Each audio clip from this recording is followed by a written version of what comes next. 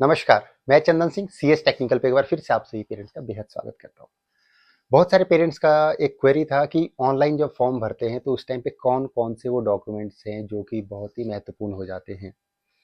तो आज की इस वीडियो में मैं बताऊंगा कि यदि आप भी अपने बच्चे के एडमिशन के लिए क्लास 1 के लिए ऑनलाइन फॉर्म भर रहे हो या बाल वाटिका 1, 2, 3 के अगर ऑनलाइन फॉर्म भरे जाते हैं, तो अगर उसके लिए भी फॉर्म भरते हैं तो ऐसे कौन से वो 4 डॉक्यूमेंट्स हैं जो कि बहुत ही महत्वपूर्ण हो जाते हैं और उनमें से 2 डॉक्यूमेंट्स ऐसे जो कि आपके लिए मैंडेटरी हो जाते हैं, आपके पास होने ही चाहिए।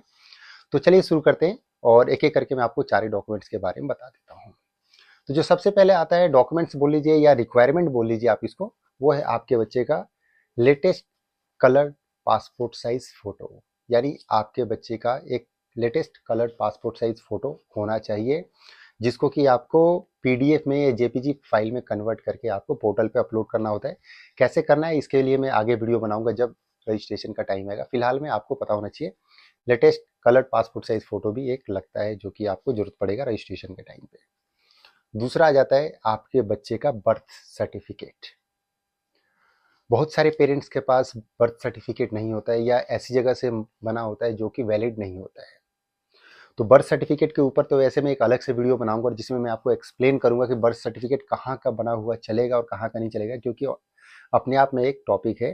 तो बस ये बता दो कि वो बर्थ सर्टिफिकेट एक्सेप्ट होता है जो वैलिड होता है, यानी कि एक वैलिड जगह से बना होता है, किसी कंपिटेंट अथॉरिटी के द्वारा बना हुआ होना चाहिए, तभी वो वैलिड माना जाता है और वो आपका रजिस्ट्रेशन के टाइम पे होना चाहिए। क्योंकि इसको भी आपको यानी बर्थ सर्टिफिकेट को भी आपको जो है पीडीएफ में या जेपीजी में कन्वर्ट करके कंप्रेस करके आपको जो है अपलोड करना होता है पोर्टल पे, और वो जो है डिजिटली आपका जो है रिकॉर्ड चला जाता है केवीएस के पास। ठीक है, पोर्टल पे अपलोड हो जाता है, रजिस्ट्रेशन के लिए मैंडेटरी है। उसके बाद जो पेरेंट्स ईडब्ल्यूएस से बिलोंग करते हैं यानी कि इकोनॉमिकली वीकर सेक्शन से बिलोंग करते हैं और उसका लाभ लेना चाहते हैं और आरटीई कोटा यानी राइट टू एजुकेशन कोटा से अपने बच्चे का एडमिशन कराना चाहते हैं, तो उसके लिए ये महत्वपूर्ण हो जाता है। जो भी पेरेंट्स ईडब्ल्यूएस से बिलोंग करते हैं उनके पास वैलिड ईडब्ल्यूएस सर्टिफिकेट होना जरूरी है, इस बात का आपने ध्यान रखना है। ठीक है, और ईडब्ल्यूएस सर्टिफिकेट जो होगा वो ध्यान रखिएगा कि एक्सपायर्ड ना हो, लेटेस्ट हो और उसकी वैलिडिटी बची हुई हो, इस बात का भी आपने ध्यान रखना है। ठीक है, और किसी कॉम्पिटेंट अथॉरिटी के द्वारा बना हुआ होना चाहिए। ऐसा नहीं है कि आप किसी से अपने नोट पैड पे लिखवा करके ले आए, तो वो नहीं चलेगा। उसका एक प्रॉपर फॉर्मेट होता है, उसमें आपका होना चाहिए, इस बात का आपने ध्यान रखना है।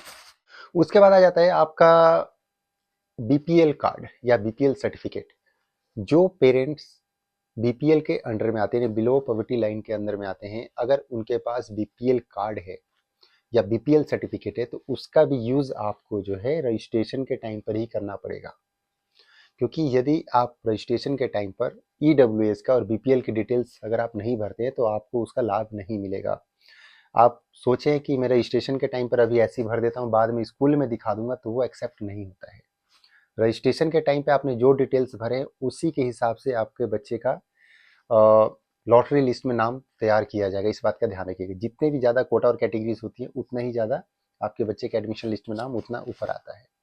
तो जो जो जिस कोटा और कैटेगरी के लिए एलिजिबल है उससे आपको एडमिशन के लिए अप्लाई करना, उसके लिए चाहिए होंगे आपको वैलिड डॉक्यूमेंट्स। तो आपके पास बीपीएल कार्ड या बीपीएल सर्टिफिकेट भी रजिस्ट्रेशन के टाइम पे होना चाहिए, क्योंकि उसकी डिटेल्स भी आपको भरनी होंगी। डिटेल्स में क्या क्या होता है मैं शॉर्ट में बता देता हूँ आपको, चाहे वो ईडब्ल्यूएस हो चाहे बीपीएल हो।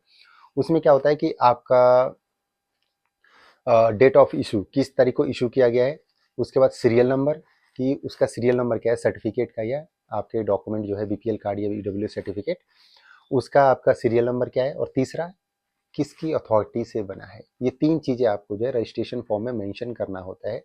पिछले कई सालों से मैं फॉर्म भरता आ रहा हूँ, इसलिए मेरे को इसकी जानकारी है, इसलिए मैं आपको इतना डीपली बता पा रहा हूँ।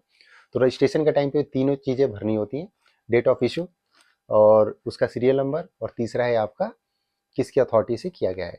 तो ये टोटल 4 ऐसी चीज़ें हैं जो कि आपको रजिस्ट्रेशन के टाइम पे चाहिए होंगे। उसके अलावा जो बाकी अदर डॉक्यूमेंट्स है, जैसे कि आपका एड्रेस प्रूफ वगैरह होगा या आधार कार्ड होगा या अदर जो सर्विस सर्टिफिकेट या number of certificate, number of transfer के सर्टिफिकेट वगैरह लगते हैं, जो ये सब चीज़ें जो है आपको बाद में एडमिशन के टाइम पे दिखानी होती हैं। लेकिन आपको जो महत्वपूर्ण हो जाता है वो ये है कि आपका बच्चे का पासपोर्ट साइज फ़ोटो, दूसरा आपके बच्चे का बर्थ सर्टिफिकेट, तीसरा आपका अगर ईडब्ल्यूएस का लाभ लेना चाहते हैं, आरटी कोटे से एडमिशन के लिए अप्लाई करना चाहते हैं तो ईडब्ल्यूएस सर्टिफिकेट, चौथा जो है आपका बीपीएल कार्ड या बीपीएल सर्टिफिकेट। ठीक है, ये आपके पास होने चाहिए। इसके साथ साथ जो गवर्नमेंट एम्प्लॉई है उनको एक चीज़ का ध्यान रखना है कि यदि आपके लास्ट 7 ईयर्स में जितने भी ट्रांसफर्स हुए हैं उसका नंबर ऑफ ट्रांसफर का डिटेल्स आपके पास होना चाहिए, क्योंकि वो रजिस्ट्रेशन फॉर्म में भरना होता है। तो वो फॉर्मेट कैसा होता है इसके लिए मैं आगे वीडियो बनाऊंगा, और डॉक्यूमेंट्स के साथ भी एक अलग से वीडियो लेकर के आऊंगा जिसमें मैं A to Z जितने डॉक्यूमेंट्स लगते हैं वो टोटल मैं आप लोगों से शेयर करूंगा। वीडियो अच्छे लगे तो प्लीज़ CS टेक्निकल को सब्सक्राइब कीजिएगा, साथ ही साथ टेलीग्राम, इंस्टाग्राम, फेसबुक और व्हाट्सअप पेज का लिंक आपको वीडियो के डिस्क्रिप्शन में मिल जाएगा। अगर आपने यहाँ तक वीडियो देखा है तो जाहिर सी बात है कि आपको कुछ काम की जानकारी मिली है। तो और ऐसी जानकारी के लिए CS टेक्निकल के साथ बने रहें और चैनल को सब्सक्राइब करना मत भूलिएगा। तब तक के लिए थैंक यू, बाय बाय, नमस्कार।